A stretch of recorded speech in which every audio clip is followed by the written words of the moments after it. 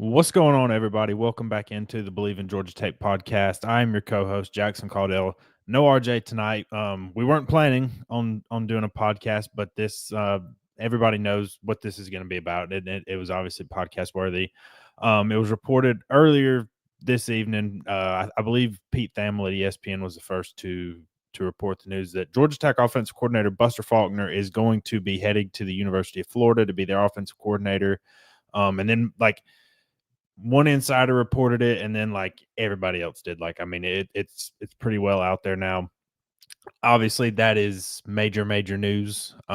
He's been fantastic for Georgia Tech. They've been able to keep him. He got a raise last summer. We'll get into all that momentarily, but obviously first, if you guys are watching this, haven't subscribed, would love it if you would. Heading into a very busy off season. We got bowl game announcement coming Sunday. We got transfer portal coming. Now it's time to go hire an offensive coordinator. So be sure you follow along right here. Would love it if you did. Follow us, subscribe, like the video, hit that notification bell so you know when our new content goes live. Follow us wherever you get your podcasts.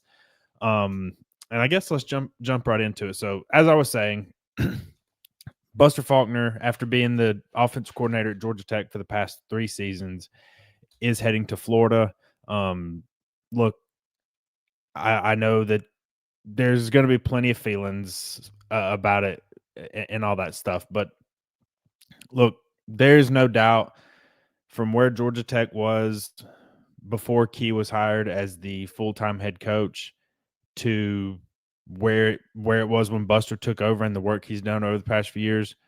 I mean, he's been fantastic. I mean, there's just simply no doubt about it. I mean, he came here in 2023, and you're talking about look, I don't have to remind anybody about how bad the offenses were under Jeff Collins. Like they were an absolute train wreck. They didn't really get a ton better, when Key was the interim. And that, again, that's not Key's fault at all. I'm more of just pointing out where Tech was. Offensive line was one of the worst in the country. They couldn't really run the ball. Insert Buster in 2023. Obviously, he was an analyst at Georgia before that. He had been at Southern Miss and Middle Tennessee State previously as well. And things just changed instantly. Like I remember that was my second season on the beat, and I was covering the Key's first full year, and being there for the Louisville game on Labor Day, that Labor Day weekend on that Friday night. And I know that game went not how anybody wanted, but I was so unsure of what the offense was going to look like at that point. And seeing what it was that night and what it could be, even though they ended up losing that game. I forget how many points they scored, but I know they put up a ton of yards on a good Louisville defense. And pretty much from there, things took off. And obviously, Haynes King was a huge catalyst as to why. I'm sure most remember, Haynes King was a highly rated quarterback coming out of high school. Things didn't work at A&M for various reasons. I think I would argue the biggest one might be that he was just used improperly. Like he was used in the wrong offense. Like Jimbo Fisher was not letting him run as much. And then there's several other things that, I'm not going to get into, but comes to Georgia Tech and just completely helps transform the program and to see it on the rise like it is today. And Buster was a huge part of that. I'm not saying he was the only part of that, but he was obviously a huge part of that. And every year he was here, Georgia Tech was one of the top rushing offenses in the entire country, one of the top in sacks allowed. A lot of that was better offensive line play, but some of it's by design. He gets the ball out quickly, obviously utilizing a lot of screen game, quick game, a lot of that stuff. But what he did with Haynes King, how they transformed into a really good running attack, and then how explosive they were. And this is the part that a lot of people get hung up, but I'm saying get hung up on, but a lot of people took notice of was last Friday aside, how he performed against Georgia in the 2 previous ones. That in 2023, Georgia Tech went into that game 6-5, and they put up over 200 yards rushing on the number 1 team in the country who was unbeaten at that time. The very next year, take them to 8 overtimes, put up over 500 total yards, and they really gave Kirby and Glenn Schumann fits. That offense really, and I think that was. it's a weird selling point to just be, hey, I'm the guy that gave Georgia fits. But obviously, I think, when you're selling that to Florida fans, I think that was a huge part of it. And then just in general, Buster's just a really good coach. So look, everybody's entitled to feel about it how they want to. According to Pete Thamel, like Georgia Tech was more than willing to match any offers. That's what's being said out there. If that's the case, and both offers are equal, and he chose to go to Florida, like that's his prerogative. Like he may have wanted to just go back to the SEC. Um, Tech did a really good job these past couple of years of fending off people. Like I said at the start of the pod, he got a raise in the summer, got a brand new contract. I mean, he was already one of the highest paid coordinators in the ACC. Like it wasn't like Buster was getting peanuts and staying just because. Like I mean, Buster was well paid. So, and again, as Pete Thamel said, that Georgia Tech was more than willing to match any offer, and he chose Florida. So that's where we are. And now the big question is, who replaces him?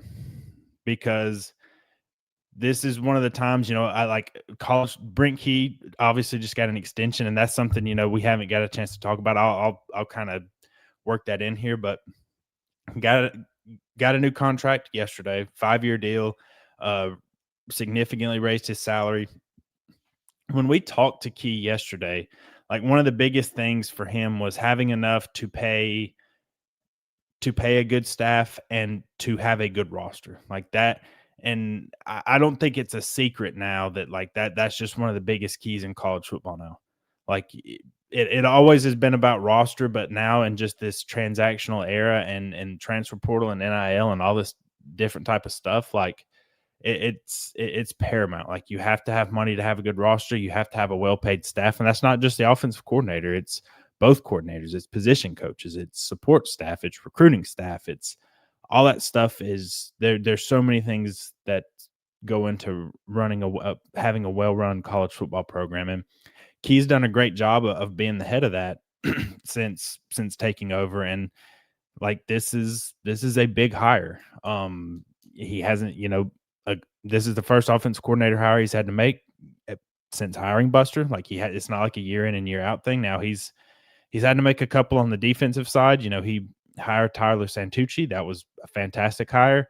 He obviously left to go to the Baltimore Ravens, hired Blake Gideon. The results were clearly not there. Excuse me. Results were clearly not there in year one. So we're still, I'm trying to get a good feel of how well Key hires coordinators, because I think it's like you give him a ton of credit for hiring Buster, you give him a ton of credit for hiring Santucci, and the jury's still out on Gideon. But this is going to be a huge test, and I guess let's just kind of go over some of the options here. Now I want to be crystal clear on this. When whoever I'm about to talk about and all that type of stuff, this is not reporting of people I think are interested in Georgia Tech or people I think Georgia Tech's interested.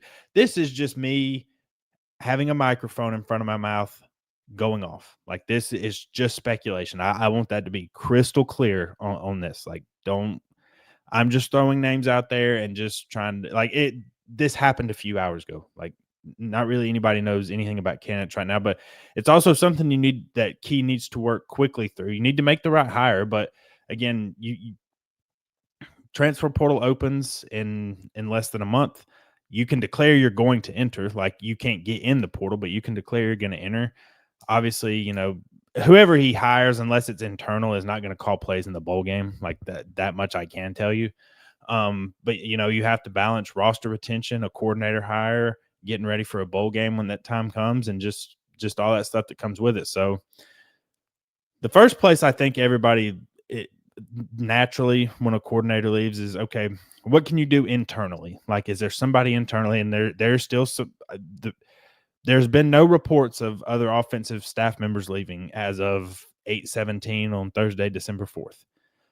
The other offensive coaches on the staff, of course, Chris Winkie, the quarterback and co-OC, Jeep Wade, Norvell, the offensive line coach, Norvell McKenzie, the running backs coach, and Trent McKnight, the wide receivers coach.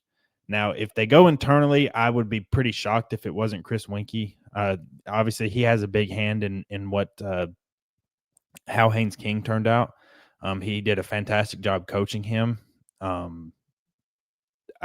If they went internal, I would bet my house that I live in on Chris Winkie, but I don't know that that's where they're going to go.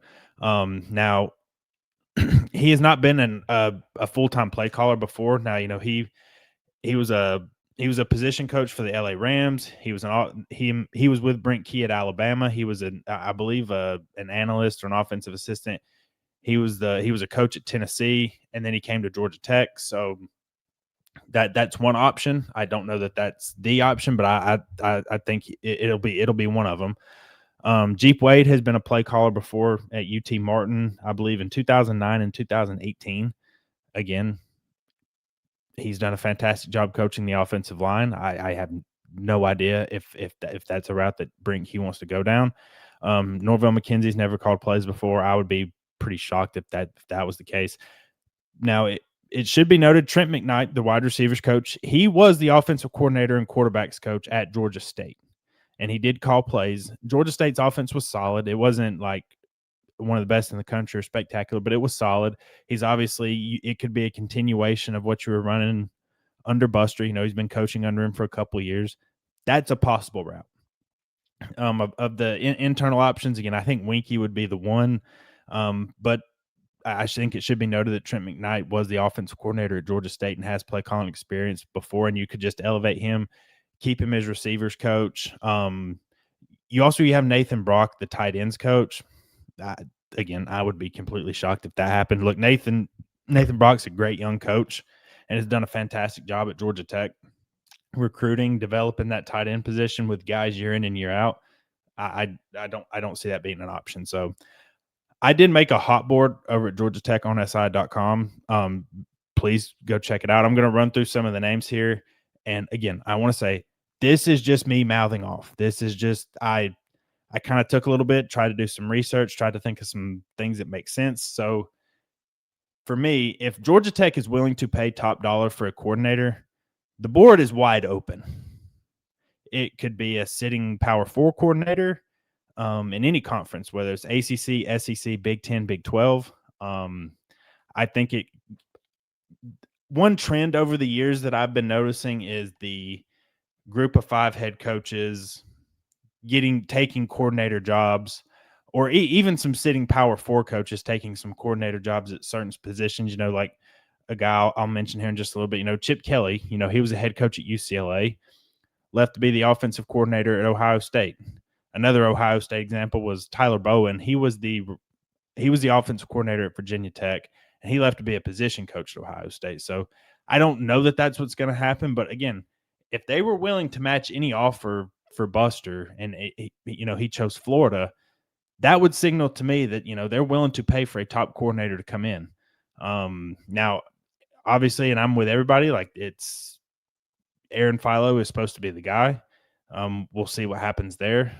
I would assume that any coordinator you hire you don't want to just base it around one player. Like this is something for the future of the program for however long that person's there. But yeah. So I again, just to recap the internal stuff, if you had me like power rank all of them, I would say it's Winkie, McKnight, Wade, McKenzie, and then I guess I'll throw in Brock. Again, if they went internal, I would be pretty surprised if it wasn't Winkie or McKnight, with a strong emphasis on Winkie. All right, so some names I put on the hot board, and again, please feel free to disagree with me. I don't care if anybody thinks that these are stupid, or if you think I'm off base here. Like, please tell me. Like, I want to hear you guys' opinion. Like, this is, I know this matters a lot to you guys, and I want to hear your opinions on this. So, the first name I wrote down, and again, it's going to sound a bit out there for some people, but Brian Daboll. Obviously, he was most recently the head coach of the New York Giants. He was fired from that. Before that, he was the offensive coordinator for the Buffalo Bills. He gets a lot of credit for how Josh Allen has turned out. Obviously, Josh Allen is a top 3 quarterback in the NFL at absolute worst. He was the offensive coordinator at Alabama in 2017 under Nick Saban, and they won a national title. I bring that up because Brent Key was the offensive line coach. So there is some familiarity there. And Dayball, Winky, and Key were all at Alabama at the same time. You know what? I know a lot of people, like I saw some people talking about Dayball, and I just kind of dismissed it at first because a lot of guys that are in the NFL, like unless they have no other option, they want to stay in the NFL. Like that's just how it is. Like a lot of coaches' aspirations, not everybody's, but it's to get to the NFL. And a lot of coaches, once they're there, for example, you see Joe Brady's name, the current Buffalo Bills offensive coordinator. You see his name thrown around all the time, but it's like for some college job, but it's like a guy that's just doing successfully in the NFL and has a job in the NFL is not going to leave the NFL unless they have no other choice. It's pretty similar with the NBA and college basketball. Um, a little tangent there, but there are some connections there. And again, if Georgia Tech is willing to pay top dollar, I would try to make it work. Like he was a very good offensive mind, good play caller, did well with Josh Allen. Look, I don't follow I follow the NFL not as closely as college football, of course, because that's not my job. For as bad as the Giants have been, I don't know that it was completely his fault. Like I know they had a ton of injuries like every single year. Like, this year Malik Neighbors was hurt, Jackson Dart was out for a period of time. Now some of that, Dayball was just running him crazy. Now would Brian Dayball at all be interested in coming to Georgia Tech and being the offensive coordinator? I have no idea. Like I know his name was kind of thrown around the Penn State head coaching search. It doesn't appear that that's a direction they're going in. Again, Brent Key coached with him. He coached with Chris Winky. They were all under Nick Saban. Brent Key has talked about how close him and Saban are and how much he's learned from Saban. It's not out of the realm of possibility. Do I think it's likely? Probably not. But like there are some connections there where, hey, if Georgia Tech wanted to go make a splash, there's a splash for you. Another name I'll throw out there that, again, I want to say is completely unlikely, but I do want to throw it out there. There's no connection like Dayball. Chip Kelly, he was recently fired from the Las Vegas Raiders. It would be a big name and a big splash. He was the offensive coordinator at Ohio State last year as well. The reason I brought him up is because he puts a huge emphasis on running the ball too. And there are not many. You can say whatever you want to about Chip Kelly as a NFL head coach or this and that, how he did at UCLA.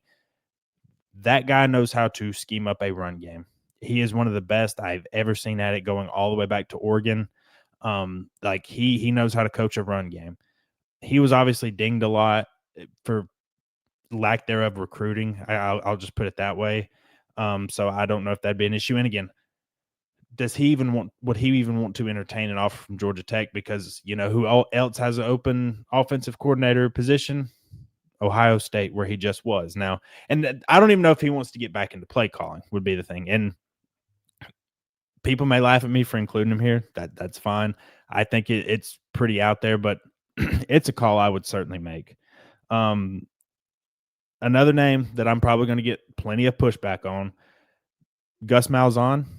I think, he's been a head coach at Auburn and UCF. He was most recently the head coach, or not the head coach, the offensive coordinator at Florida State.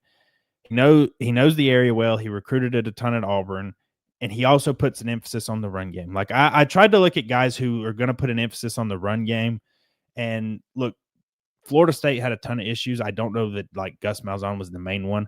Now I know there's been a lot of stuff. I don't think he's going to be there next year is the main reason I put him there. There's been some stuff about him either leaving or retiring. Now, if he retires, then you just scratch that off and say, "Hey, Jackson, you're an idiot for putting him there." And I'll be like, "Yeah, I was." Look, Gus Malzahn, he can put together a really good run game, and Florida State was super explosive. They had one of the best total offenses in the country. They ran the ball really well. They were explosive. Now, a lot of his criticisms have come from quarterback development or lack thereof. He had like Tommy Castellanos is not an NFL player. You can go all the way back to Auburn. When he had Nick Marshall, like you have to have a certain kind of quarterback to fit his system. So I don't know if that's really a direction. I just thought I'd at least throw him out there because, again, like Brent Key wants to run the ball. you could have a head coach on your staff. I still think Gus Malzahn's a pretty good recruiter, knows the area well. It could be a plus. Again, that's far from my first option, but it's a name I just wanted to throw out there because that's pretty much what this is. I know a hot name right now for pretty much anybody that has an offensive coordinator opening, John David Baker at East Carolina. They're one of the top total offenses in the country, one of the top passing offenses in the country. I try to I don't exclusively look for offensive coordinators that just put solely an emphasis on running the ball, but just because that's the identity that Brent Key has built on physical play, on running the football, on offensive line play, I do lean more towards that. I think it's the smart thing to do.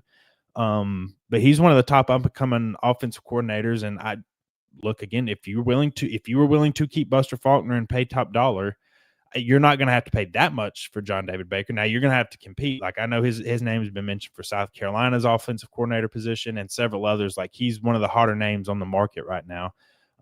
That's something I definitely would do or kick the tires on. A couple of inside the ACC options. Jonathan Brewer at Duke. Look, Duke. There's the main reason Duke is, besides some stupid tiebreakers, the main reason Duke is playing in the ACC championship game in 48 hours is because of their offense. Like Darian Mensah leads the ACC in passing yards.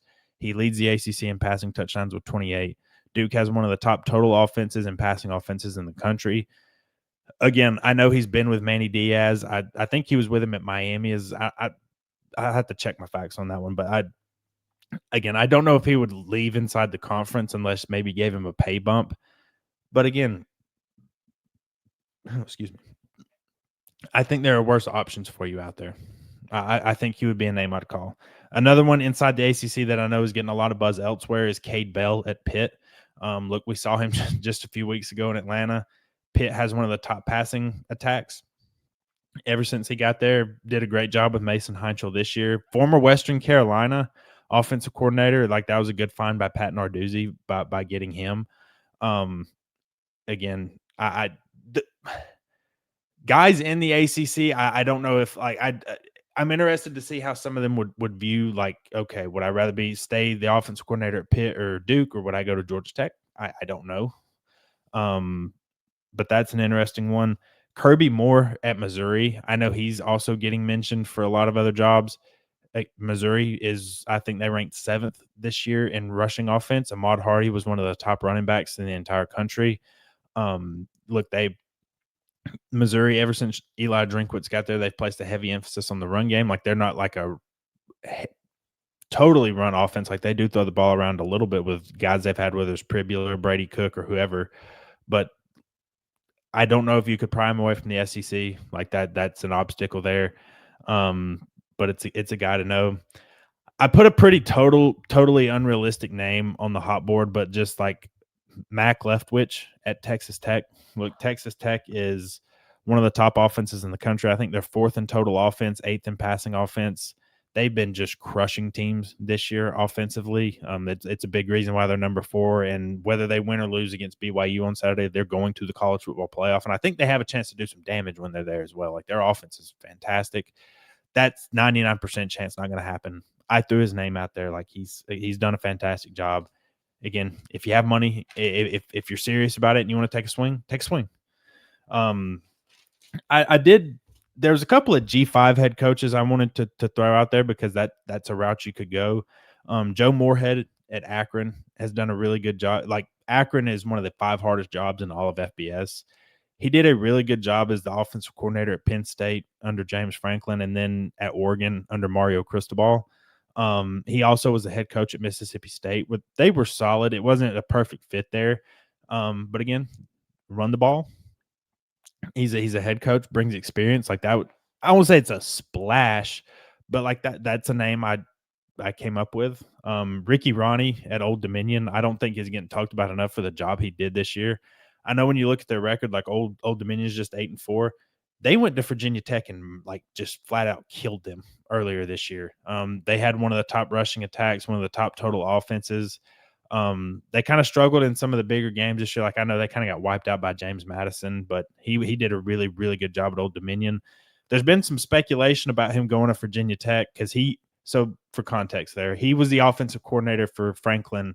I believe it was after Joe Moorhead left to go to Mississippi State from Penn State. Ricky Ronnie was the offensive coordinator at Penn State.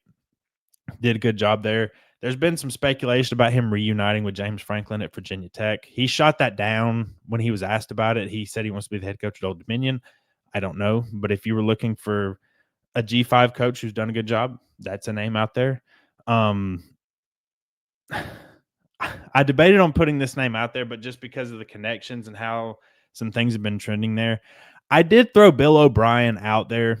So everybody knows he coached at Georgia Tech before. He coached Georgia Tech when Brent Key was playing at Georgia Tech. Like it's been a little bit. He GA'd under O'Brien. A few weeks ago before they played Boston College up there. He talked about how much he respected O'Brien and how much he enjoyed him. He had a really good he had a solid first year at BC. They won 7 games, went to a bowl game. This year was an utter disaster. Like they were 2-10. They did have one of the top passing attacks in the country. Now their quarterback Dylan Lonergan just went in the portal. They've had a few guys go to the portal. I don't know if all of them are impact players or something. Again, that's a long shot, but it's like, okay, if he's unhappy at Boston College and maybe he doesn't want to be the head coach there anymore and is looking for a way out, you have the Georgia Tech and the Brent Key connection. Well, initially, when I'm throwing together these like hot boards or these lists, I'm trying to look for, okay, who's he connected to? Who are the top names out there? Because you hadn't had a ton of movement. Like Buster is kind of the first big name OC to make a jump this cycle of all the coaches that are getting hired. Like James Franklin hasn't hired one at Virginia Tech, at least as of 8/34. He hasn't done that, and some of these other coaches have not done that yet. So we're going to see some movement on that soon. But is it likely? No, but I did just want to at least throw Bill O'Brien out there. Another name who doesn't currently have a job right now, Andy Kotelnicki. So he was one of the hottest names a couple of years ago when he was at Kansas. Like, remember, Kansas was ranked when Lance Leipold first got there. Kansas had been down for so long. They run a kind of I won't say innovative, but they run a really fun offense. There's a lot of pre-snap motion, a lot of explosive plays, really big emphasis on the run game. He was there with Lance Leipold. He went to Penn State. Like that was one of the big splash hires that James Franklin made to try to get his team over the top. He helped get them to the college football playoff semifinals last year. Like they were a late field goal away from beating Notre Dame and playing Ohio State in the national championship. Things kind of fell off. His name's lost a little bit of luster, but his offense isn't totally dissimilar from what Buster ran. It's really not. Like I'm not gonna sit here and pretend I'm some X's and O's coaching expert, but when I've watched him, like I don't think that they're all that much different. Would he have any? He has no. To my knowledge, he has no connection to Brick Key. Don't know if he's at all interested. It's just another name out there. A couple of names I've seen out there that I come up. It seems like anytime Georgia Tech's any job at Georgia Tech comes open, whether it's quarterback coach or anything, George Godsey's going to get brought up. He's a tight ends coach for the Ravens. Obviously, he's a really good player at Georgia Tech. Him and Brent Key are close friends. That's not a road I'd go down, but I'm not going to totally dismiss it. I've seen Tashard Choice. Obviously, he was a really good running back at Georgia Tech, was running backs coach for a little bit under Jeff Collins. Him and Brent obviously worked together. He left to be the running backs coach at Texas. Now he's the running backs coach for the Detroit Lions, where, yes, he's coaching Jahmyr Gibbs. I'll go back to my point about the NFL. Like, would Tashard Choice want to leave an NFL position coaching job to be the offensive coordinator at Georgia Tech? Personally, I doubt it. But if Georgia Tech is going to spend, like you would have to spend to get him, like to get him to lead the NFL. And the thing is, he hasn't called plays before. He was a fantastic recruiter. He is an excellent recruiter. Everybody knows that. I don't know how he would do as a play caller, but it could be like a shot. Like you could give him a shot. Everything is very fluid right now. There's also there could be some names that because like Buster was not on my radar when Key first got the job. Like it became apparent as things went on, like, yeah, he was going to get the job. But like, when Key first got hired at Georgia Tech, I didn't have Buster Faulkner on my radar. There could be position coaches out there I'm not thinking of. You could look to the FCS level. Like, I mentioned Cade Bell at Pitt earlier. He came from Western Carolina. There are plenty of good FCS offenses out there. Look, I don't know that that's the road Brent Key wants to go down. He could.